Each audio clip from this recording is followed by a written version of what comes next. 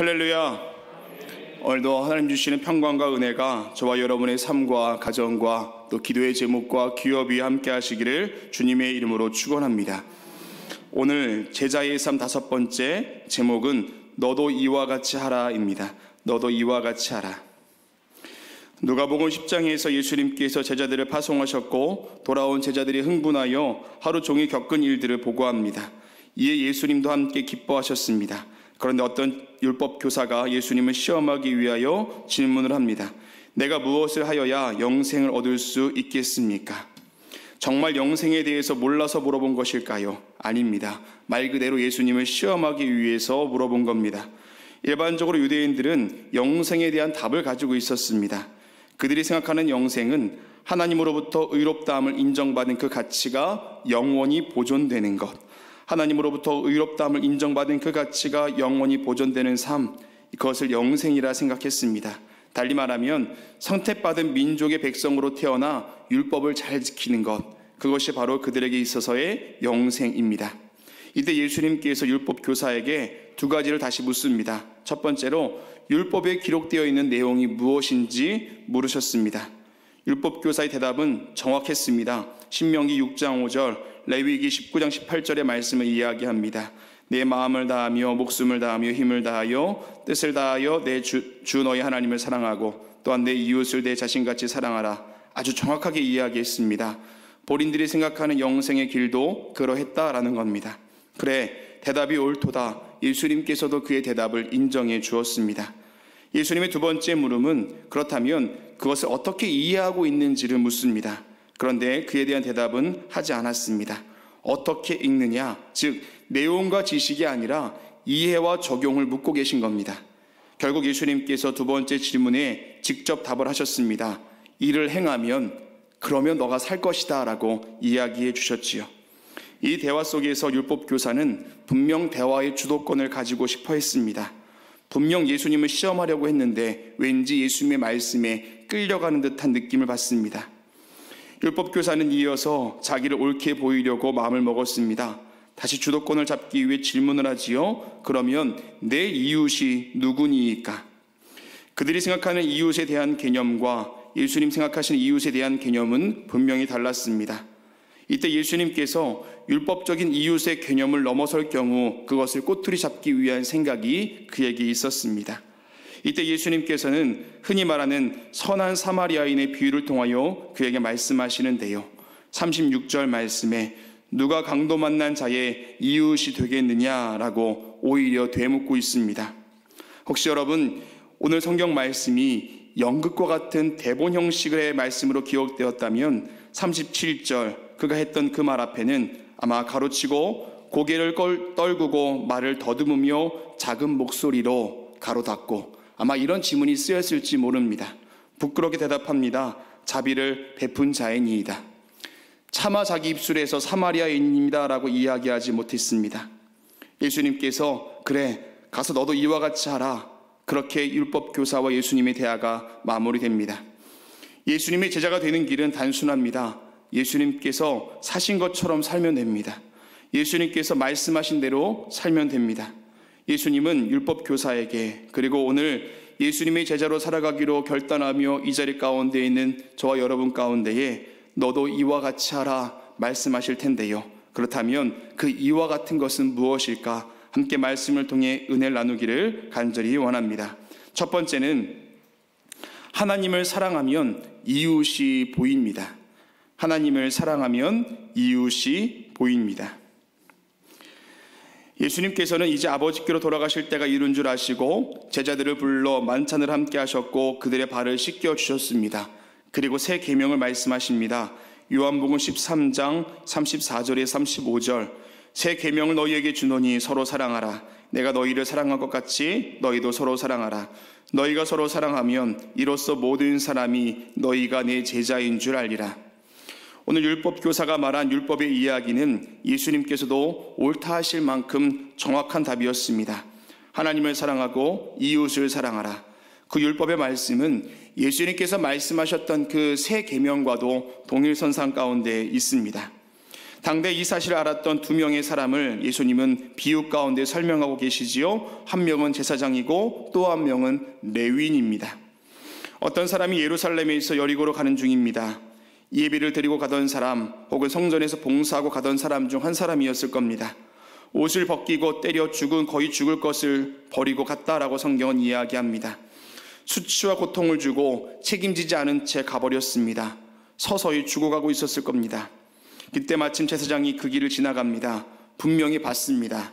그런데 피하여 지나갔다라고 성경은 이야기합니다.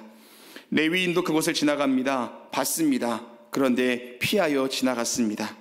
죽은 줄 알았겠지요. 죽은 사람 만지면 부정한 것이기에 그는 피해가는 것, 이것이 당연한 일이었습니다. 율법을 지키는 것이 구원이요 영생이라 믿었던 그들의 모습입니다. 성경 어디에도 그들이 가던 중에 망설였다라는 표현이 없습니다.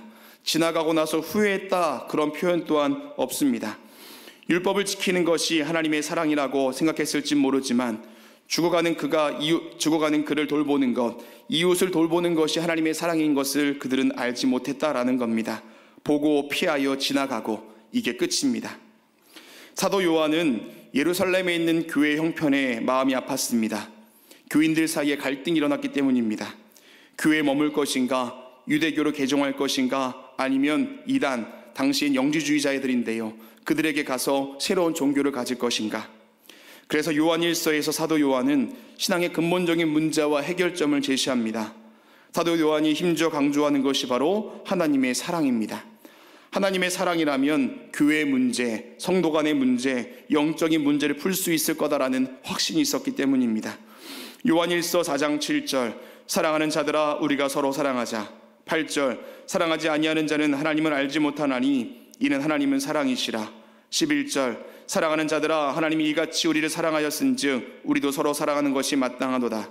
20절, 누구든지 하나님을 사랑하노라 하고 그 형제를 미워하면 이는 거짓말하는 자니. 21절, 우리가 이 계명을 주께 받았나니 하나님을 사랑하는 자는 또한 그 형제를 사랑할지니라. 사랑하는 사람을 위해서라면 뭐든 할 수 있는 게 바로 사람입니다. 시간도 물질도 때론 목숨까지도 버릴 수 있는 게 사랑의 힘입니다. 예수님께서 십자가에서 죽으신 것, 사람을 사랑했기 때문입니다. 부모가 자녀를 대신하여 아플 수 있을까요? 목숨을 바칠 수 있을까요? 그 상황 가운데 득과 실을 따져보실 겁니까? 전혀 아닙니다. 1초의 망설임도 없이 부모라면 그럴 수 있습니다. 이유는 간단하지요. 사랑하는 것이 답입니다. 믿음의 생활이 왜 힘듭니까? 믿음과 삶 사이에서 왜 우리는 버거워할까요? 하나님을 덜 사랑해서 그렇습니다. 왜 이렇게 망설여지는 것이 많을까요? 하나님을 덜 사랑해서 그렇습니다. 하나님을 진짜 사랑하면 하나님이 사랑하셨던 이웃이 보이는 줄로 믿습니다. 오늘 비유에서 소개하고 있는 제사장, 레위인, 그리고 예수님 앞에 있던 그 율법 교사는 하나님을 진짜 사랑하는 사람이 아니었다라는 것이죠. 예수님은 율법 교사에게 이렇게 말씀하십니다. 이를 행하라, 그리하면 살리라. 영생을 아는 게 중요한 것이 아니라 사는 게 중요하다라고 이야기하는 겁니다. 사랑하는 여러분, 하나님을 사랑하면 이웃이 보입니다. 그 믿음 가지고 살아가는 오늘 한날 사순절 남은 기간 되시기를 주님의 이름으로 축원합니다. 두 번째, 사랑은 가까이로 가는 것입니다. 사랑은 가까이로 가는 것입니다. 비유의 말씀에는 또 한 명의 사람이 등장합니다. 33절, 어떤 사마리아 사람은 여행하는 중 거기 이르러 그를 보고 불쌍히 여겨. 어쩜 예수님께서 유대인들이 그토록 멸시하던 사마리아인을 이 비유의 주인공으로 등장시키고 있는지 모릅니다. 그도 그곳을 지나가던 중이었습니다. 그리고 그도 강도 만나 죽어가는 사람을 보았습니다. 그런데 그 뒤에 동사 하나가 더 붙습니다. 불쌍히 여기다. 이 단어는 마태복음 20장 34절에서 예수께서 불쌍히 여기사 그들의 눈을 만지시니 곧 보게 되어 그들이 예수를 따르니라. 마가복음 1장 41절에서 예수께서 불쌍히 여기사 손을 내밀어 그에게 대시며 이르시되 내가 원하노니 깨끗함을 받으라 하시니. 누가복음 7장 13절에 주께서 과부를 보시고 불쌍히 여기사 울지 말라 하시고, 예수님께서 병든 자 혹은 아들을 잃어 슬픔 가운데 있는 자를 보셨고 그들을 불쌍히 여기셨습니다. 그 마음을 가진 사람의 공통점이 있습니다. 그것은 바로 가까이로 갔다라는 겁니다. 오늘 본문 34절에서도 가까이 가서 기름과 포도주를 그 상처에 붓고 싸매었다라고 이야기하지요. 가까이 가서 자세히 본 겁니다. 앞서 제사장과 레위인이 피하다라는 말과 대조적인 표현입니다. 가까이 갔더니 그가 할 수 있는 일들이 보이기 시작했습니다. 기름과 포도주를 붓고 싸매는 일입니다. 포도주는 소독이요 기름은 아무는 연고 역할을 했을 거다라고 학자는 이야기합니다. 그가 의사도 아니고 뭐 따져봤겠습니까? 그냥 할 수 있는 것을 한 겁니다. 중요한 것은 당시에 떡과 포도주와 기름이 상징하는 바는 생명과도 같았습니다. 그런데 그 말은 사마리아인은 지금 그 현실 가운데 최선을 다하고 있다라는 표현입니다. 자기 짐승에 태웠습니다. 본인은 걸어갔겠죠. 주막으로 가서 돌보아 주었습니다. 그냥 데려다 준 게 아니라 35절에 이튿날이라고 이야기합니다. 다음 날까지 하루 종일 돌보아 주었다라는 겁니다. 다음 날 주막 주인에게 2 데나리온을 주며 자신이 어딜 데리고 다녀올 테니 돌봐달라 이야기합니다. 2 데나리온은 오늘날로 보면 한 이틀치의 일당 정도 됩니다. 왜 2 데나리온이었을까요? 저는 그게 가진 전부이지 않았을까 생각합니다. 특별한 의미가 있는 것이 아니라 아마 가지고 있었던 모든 것을 그에게 주지 않았을까 생각합니다. 그리고 어디 간 것일까요? 아마 그 도둑을 잡으러 가지 않았을까 우리는 상상해 볼 수 있습니다. 사랑하는 여러분, 가까이 가면 할 수 있는 일들이 보입니다. 이번 코로나19 우리에게 있어야 할 것은 가까이로 가는 겁니다. 사람과의 거리는 가까이 있지 못하지만 하나님께서 함께 하시는 그 마음 가지고 시대적인 문제 앞에 우리는 가까이 가야 할 줄로 믿습니다. 우리 교회는 최선을 다하여서 가까이 갈 수 있는 일들을 생각하고 기도하고 있습니다. 일선에서 수고한 수봉사들을 지원했고 세미나 하우스의 문을 열었습니다. 나라와 민족을 위해 매일 기도하고 있고 무엇을 할 수 있을지 늘 고민하고 있습니다.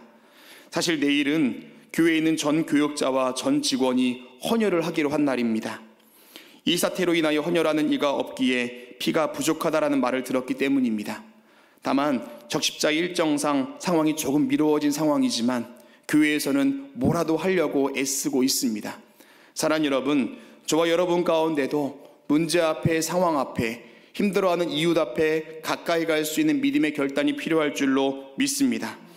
도와주세요 말 한마디 없던 강도 만난 자에게 사마리아인은 가까이 갔습니다.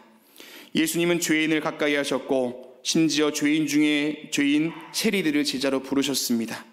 죄인, 고아, 과부, 병자들을 끌어안으셨습니다. 가까이 와라 이야기하지 않으시고 예수님께서 직접 가까이 가셨습니다. 사랑하는 여러분, 이런 믿음과 사랑이 저와 여러분 가운데 자연스럽게 넘쳐나시기를 주님의 이름으로 축원합니다. 마지막 3번째는 이웃을 찾지 말고 이웃이 되어야 합니다. 이웃을 찾지 말고 이웃이 되어야 합니다. 이사를 가거나 혹은 자녀가 입학을 하거나 새로운 직장으로 이직을 갔거나 군입대를 하거나 등등 뭔가 새로운 환경이 있을 때 어떤 기도의 제목을 먼저 하십니까? 만남의 축복을 위한 기도입니다. 좋은 친구, 좋은 이웃, 좋은 동료, 좋은 전우, 심지어 수험생들은 좋은 학교와의 만남을 위해 기도합니다. 너무 귀하지요. 정말 기도로 잘 준비해서 누릴 수 있는 축복을 누려야 합니다. 그런데 가만히 생각해 보면 왜 그런 기도를 하는가? 내 이기적인 마음 때문입니다. 좋은 이웃을 만나야 내가 동료의 정보를 공유할 수 있고, 좋은 친구를 만나야 외롭지 않게 밥을 먹을 수 있고, 좋은 전우를 만나야 군 생활이 편하고, 좋은 대학을 가야 자신의 미래가 밝습니다. 그런데 하나님 원하시는 기도가 정말 그 기도일까요? 좋은 이웃 만나게 해주십시오가 아니라 내가 좋은 이웃이 되게 해주십시오. 내가 좋은 친구가 되겠습니다. 내가 좋은 동료가 되겠습니다. 좋은 대학 가는 게 아니라 내가 가는 대학이 좋은 대학이 될 줄 믿습니다. 그런 믿음의 고백과 기도가 우리 가운데 있어야 할 줄로 믿습니다. 나를 위한 것이 아니라 남을 위한 것입니다. 오늘 율법 교사는 내 이웃이 누구이니까? 라고 예수님께 묻습니다. 그런데 예수님의 답은 너도 이와 같이 하라입니다. 이웃이 누구인지 발견하기 전에 너가 그런 이웃이 되라라고 예수님께서 말씀하시지요. 그래야 영생을 얻을 수 있다라고 말씀하십니다. 사랑하는 여러분, 코로나19로 인하여서 우리의 몸과 몸을 가까이 할 수 없는 시간을 보내고 있습니다. 함께 모여 예배하는 것도 속회도 선교회도 한 달 가까이 정상적인 모임을 하지 못하고 있습니다. 염려스러운 것이 있다면 몸이 멀어지면서 마음도 멀어지지 않을까 하는 생각입니다. 비단 사람뿐이겠습니까? 우리의 신앙도 마찬가지입니다. 이럴 때 우리는 다시 한번 주변을 돌아봐야 할 줄로 믿습니다. 사람과 사람 사이의 그 관계, 나와 하나님 사이의 그 관계와 간격을 우리가 발견하고 다시 한번 주님께로 더 가까이 갈 수 있는 믿음의 결단이 필요할 때입니다. 안부를 묻고 함께 기도하는 것, 마스크 2개 샀으면 하나는 이웃에게 줄 수 있는 마음의 여유, 온타임을 사서 우편함에 넣어줄 수 있는 거룩한 헌신, 하나님의 사랑을 묵상하는 이 사순절, 그 사랑을 깊이 묵상할 때 우리가 이웃이 되어야 할 사람, 그 장소와 환경과 상황이 생각나게 될 줄 믿습니다. 오늘 이 새벽 주님 앞에 기도하실 때 하나님, 그런 이웃이 내가 되게 해주십시오라는 그 기도가 저와 여러분 가운데 있게 되길 주님의 이름으로 축원합니다. 기도하겠습니다. 오늘 이 새벽에도 우리를 기도의 자리로 부르신 줄 믿습니다. 내가 원하는 기도가 아닌 하나님의 뜻을 이루는 기도가 울려 퍼지게 하여 주사 주님의 나라가 오늘 한날의 삶에 임하는 복을 내려 주시옵소서. 하나님, 시대적으로 어려운 시간을 보내고 있습니다. 우리가 할 수 있는 일을 발견케 하여 주시되 하나님의 사랑이 있는 곳에 우리가 서 있게 하여 주시고 이웃으로서의 사명 감당케 하여 주시옵소서. 오늘도 귀한 힘을 드린 손길이 있습니다. 성실과 진실 그리고 믿음으로 드리는 서원 예물 가운데 함께 하여 주시고 하나님의 것을 구별하여 드린 11조, 힘든 시간을 보내며 사슴이 시냇물을 찾는 것 같은 심정으로 드리는 간구와 감사와 마음의 예물 주님 받으시사 그 갈급함 가운데 생수가 넘쳐 흐르게 하여 주시옵소서. 오늘도 우리에게 주신 말씀을 마음에 새겨 아는 것이 아니라 사는 것으로 주님께 영광 돌리게 하여 주시옵소서.